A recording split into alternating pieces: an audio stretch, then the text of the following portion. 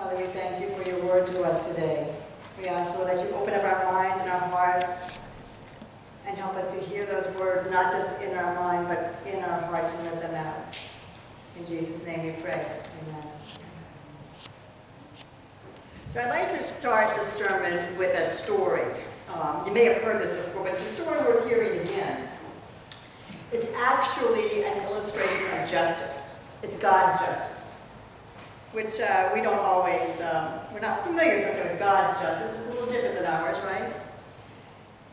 I want you to imagine you're in a car. It's a nice car. I don't know, you can pick the color, whatever color you want, but it's a fast car. And you're cruising along, you're driving home, you're listening to the radio, you're having a great time. You're not paying any attention to what the speed limit is or your speedometer, right? But you look down and you realize you're going 105. Oh my gosh. But before you have a chance to slow down, you look in your rearview mirror and there's lights coming up behind you and you get pulled over. The officer pulls you over and he has you speeding. And he knows he's got the radar, he's clocked you at 105. You watch as they impound your really nice car. They pull it away. And they put you in the car and they bring you straight to the courthouse to face the judge. Your heart's pounding, right? Well, the good news is that you were driving home, so you're in the same county that you were speeding in. And it just so happens that your father is the judge. Lucky you. So you're thinking that, it's going to be okay. He loves me. He'll let me off. Everything's going to be fine. But just as you enter the courthouse, you're walking up the steps, and then you remember, wait a minute. My dad is a really good judge. He never punishes the innocent. He always punishes the guilty. See, your dad is a good and a just judge. So you're a little bit nervous. Which is going to win out? His love for you or his justice? The scales, right? He's your dad and he loves you, so he wants to do what's good to you, right? But he's a good and a just God, and therefore he's going to want to follow the law. What's he going to do? Which is going to win, love or justice? You stand before your dad, the judge, and he's sitting up there, bench. He's got his big gavel in front of him. Your heart is pounding in your chest. And he looks down at you, and he calls you son. Son, this officer says you were going 50 miles over the speed limit. How do you plead? You can't lie to your dad. So what do you say? Guilty. So he looks at you and he says, that would be $500 or a week in jail. Guilty as charged. And he bangs down that gavel. You don't have that kind of money. Right? So the bailiff comes to take you away so you can start serving your time. And all of a sudden, the judge says, wait a minute. And he stands up, and he takes off his robe, puts it down. And he walks down the steps, and he comes around, and he stands right in front of you. And he reaches in his coat pocket, and he takes out a checkbook. And he writes out a check for $500, the exact amount of your fine. And he hands it to you, offers it to you. Now, what just happened? Was it justice? Or was it love? It was God. It was God. See, God is love, and God is just, and God is love. And this morning we are going to be talking about our scripture in Micah. Micah is a book about judgment and deliverance. And God accuses Israel of breaking the covenant through their lack of justice and honesty. Micah speaks on behalf of the community, asking what they should do in order to get back on God's good side. They weren't really acting the way they were supposed to be acting, right? So Micah's talking to God, and And Micah reminds them what God says. He says, He has told you, O mortal, what is good and what the Lord requires of you, to do justice, and to love kindness, and to walk humbly with your God. God doesn't ask a lot from us. Just 3 things. Do justice, love kindness, and walk humbly with your God. He's not asking for all our wealth. He isn't asking for our firstborn. He wants just 3 things for us. To do, to love, to walk. Do justice, love kindness, and walk humbly with God. Now, let's look at those requirements. The first one, to do justice, to do or to act justly. Now, Micah's audience would have understood what it meant to do good. They would have known what it meant. They knew right from wrong. But we are told it's more than just knowing, it's doing. Do justice. Not just know it. That's the justice that God requires. But it's not just the justice that we understand, it's God's justice. It's different than what we understand. We just heard an example of God's justice. Love, justice, we understand that, but it means mercy. It's neither justice or love, it's God. And God requires us to be like Him. So if we think about it, the first requirement is to do justice. Well, it's easy to see that we can't do it without the second part. We can't do justice without thinking about the requirement of love, kindness. Right? You have to have them together. So the Hebrew word for kindness can also be translated as mercy. To be kind, to be merciful. God wants us to love as God loves. And that love is unconditional. And it's love and mercy for all, regardless of their action. It doesn't matter what they did to you. We're called to love them. It doesn't matter. That's difficult, right? That is hard. Mercy is something we want when we are on trial. But it's not as easy for us to give it when others have wronged us or wronged those we love. It's not easy. We want it, but it's not easy for us to give it. So the answer to this difficulty for us is actually in the third requirement. All right? God knew what He was saying when He said those 3 things together. He knew what He was saying. We can't do them unless we do them all. You see, it is possible to act just and kind and merciful when we walk humbly with God. We can do that when we walk humbly. Now, what does that mean to walk humbly? I want to give you another example of that. It's kind of a cool example. That'll make the title of the sermon make sense to you.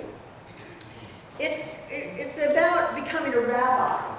Now, the Jewish boys had to complete 4 rounds of education. And at the end of each round, only the best of the best were chosen to continue in the sequence of education to become a rabbi, to continue their studies, to continue their schooling. And when they finished all their schooling, they could become a rabbi's disciple. Okay? Now, a disciple followed the rabbi everywhere. Their aim was not only to learn their rabbi's ways of teaching, but also to embody and become them. They used to say somewhat of a benediction. May you be covered in the dust of your rabbi. May you be covered in the dust of your rabbi. Now, this was a picture of their practical and spiritual journey. And as they followed their rabbi everywhere, their rabbi went very closely, so close that the dust would cover them. They would wear where their rabbi had been. They walked his steps. They walked his stories. They walked his teachings. They walked his life. It was a humble undertaking. And it showed that not only were they learning, but they were doing so willingly. The disciples were covered in the dust of their rabbi.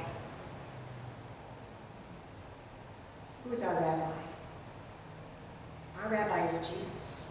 We are his followers. We are his disciples. And we are to keep God's requirements given to us by Micah. It's necessary, if we're going to do that, it's necessary for us to humbly follow Jesus. Now, how do we do that? Well, let's take a look at the reading that we have in Matthew. In our text from Matthew, we find Jesus sitting on a mountain with his disciples, right? And this morning, let's walk as they walk. Let's find a piece of grass right there on that sloping hillside, the northwest corner of the Sea of Galilee. Let's just sit right there among the disciples. Let's be covered in the same dust. See, this was Jesus' inaugural address. He had just been baptized, and he was traveling through Galilee. In this sermon, in his teaching, we find the Lord's Prayer. We pray that every Sunday. And we find the Beatitudes. We are focusing on the portion of Beatitudes. The Beatitudes are blessings. Actually, they're supreme blessings. These blessings describe what it means to live a set of standards or attitudes that go beyond rules. The Greek word blessed means happy and blissful. And this is more than just a superficial I'm happy. This is a deep down soul joy no matter what is happening to you. This is a joy of blessedness. So I want to take a few minutes and just go through those 8 Beatitudes. Number 1. Blessed are the poor in spirit, for theirs is the kingdom of heaven. To be poor in spirit is to be humble. There's no self-righteousness or arrogance found when one is poor in spirit.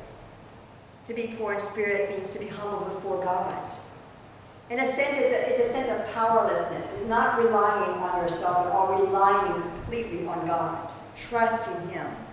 When we do that, the kingdom of heaven is ours. Number 2, blessed are those who mourn, for they will be comforted. And we're talking about really mourning for the world, for the injustice, for the pain, for the brokenness of this world. Have you ever even began to think about that and feel the heaviness there?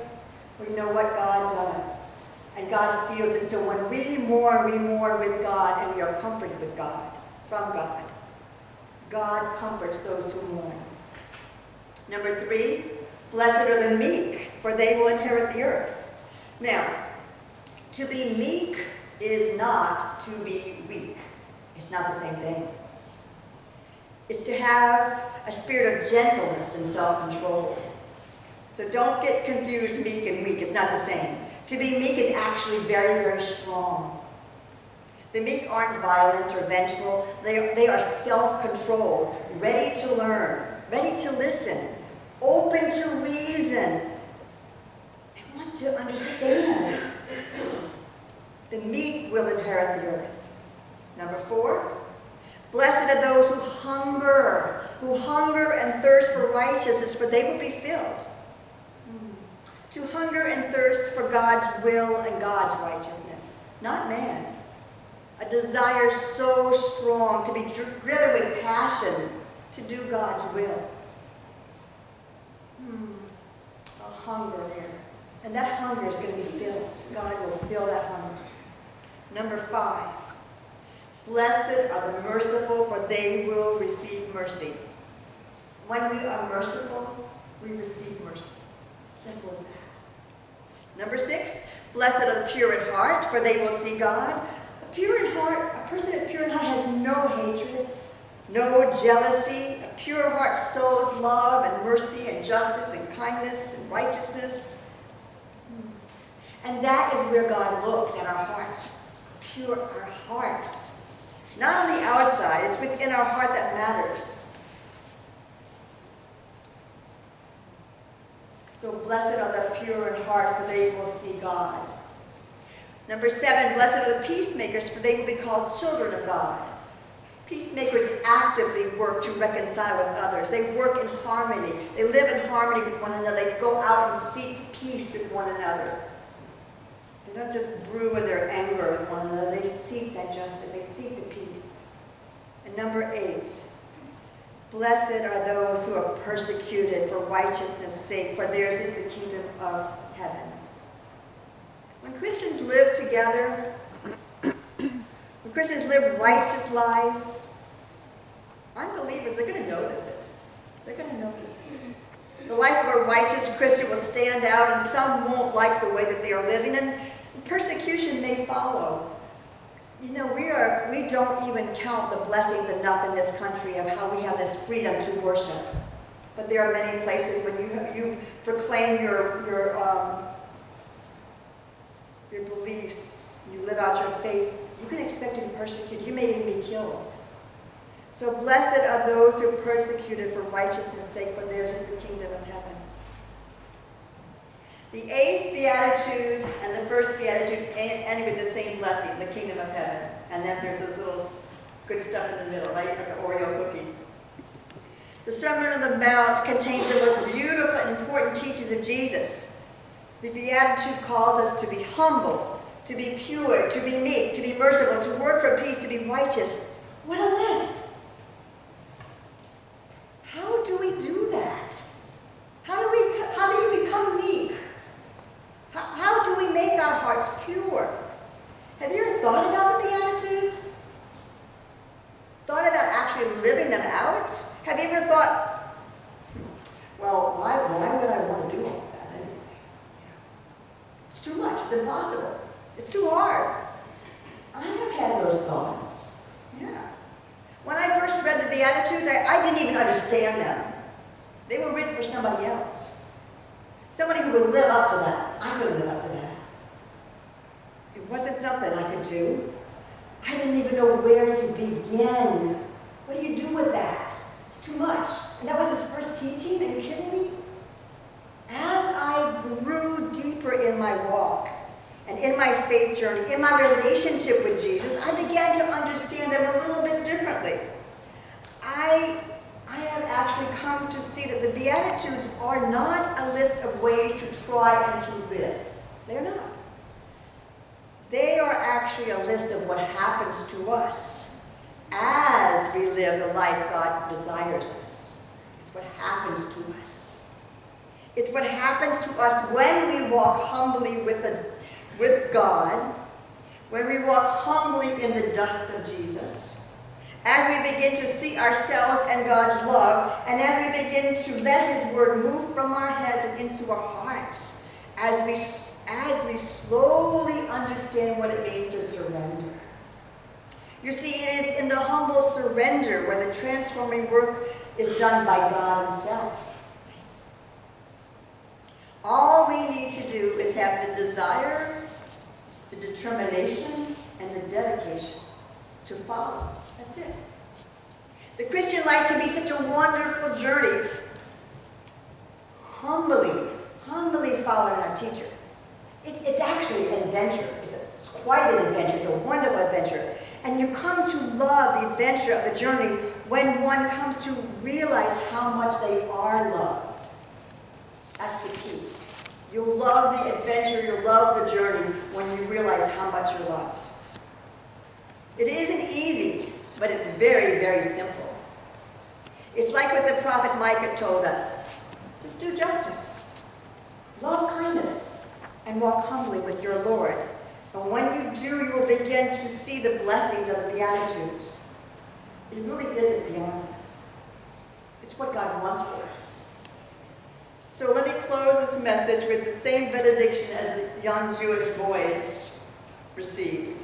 May we, all of us, be covered in the dust of our wrath.